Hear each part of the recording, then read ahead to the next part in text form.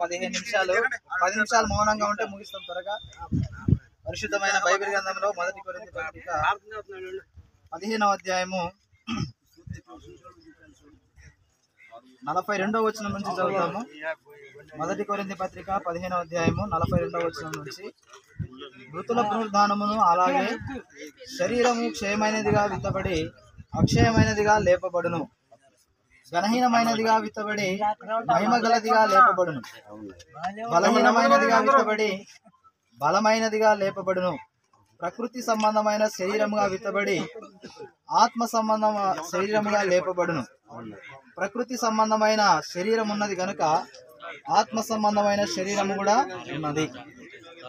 ఈ సమయంలో మరి యొక్క భౌతిక దేహాన్ని మనము దేవుని వాక్యంలో రాయబడినట్లుగా మరి దేవుడు మంటిలో నుంచి తీసినాడు కాబట్టి తిరిగి దేవుడు మన్నైపోవును గాక అని చెప్తూ వచ్చినాడు.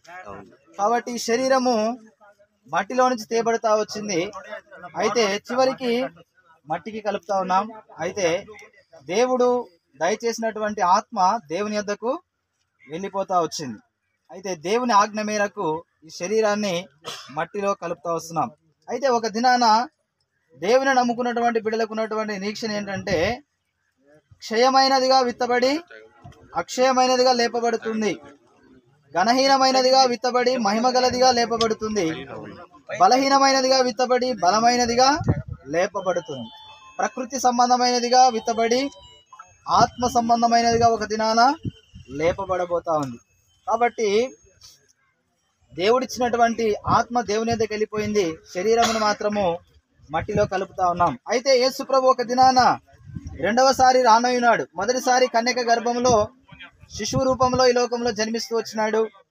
ఆయన మన కొరకు 33.5 సంవత్సరాలు ఈ లోకంలో జీవించినాడు, మన కొరకు ప్రాణం పెట్టినాడు, చనిపోయినాడు.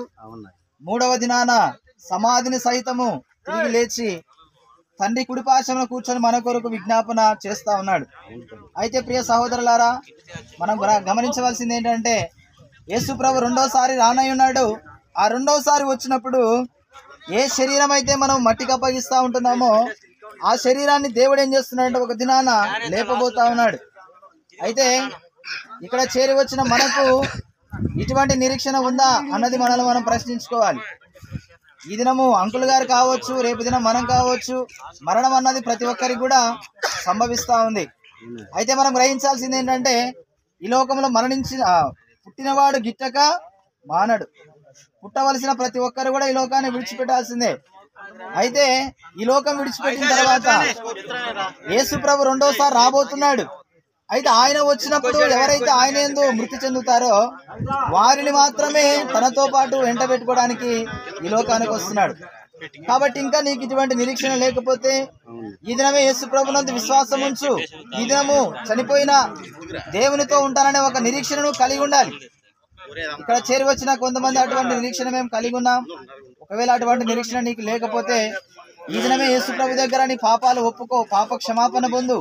మేమందరం కూడా ఒక దినాన పాప క్షమాపణ పొందినటువంటి వారమే, యేసు ప్రభు యొద్ద మా పాపాలు ఒప్పుకున్నటువంటి వారమే.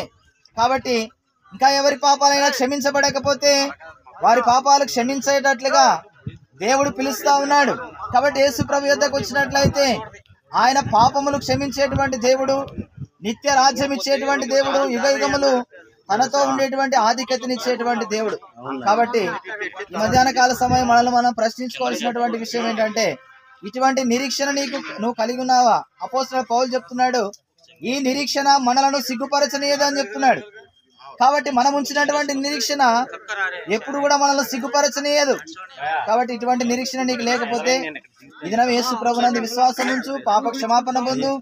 ఈ లోకాన్ని విడిచిపెడితే ఒక దినాన యేసు ప్రభు వచ్చినప్పుడు ఆయనతో కూడా ఉంటావనేటువంటి గొప్ప నిరీక్షణ నీవు కలిగినటువంటి వ్యక్తివిగా ఉంటున్నావు.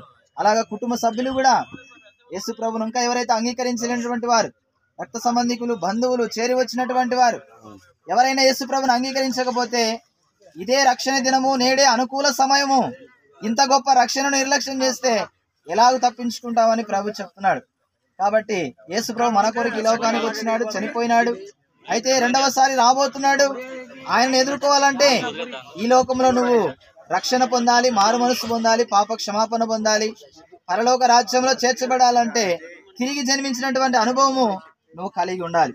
అటువంటి నిరీక్షణతో మనం ఈ లోకంలో కొనసాగడానికి దేవుడు మనకు సహాయం చేయను గాక. కాబట్టి భౌతిక దేహము ఒక దినాన మహిమ గలదిగా తిరిగి లేస్తున్నటువంటి నమ్మకంతో, విశ్వాసంతో మరి మట్టిలోకి మనము అప్పగించబోతా ఉంటున్నాం.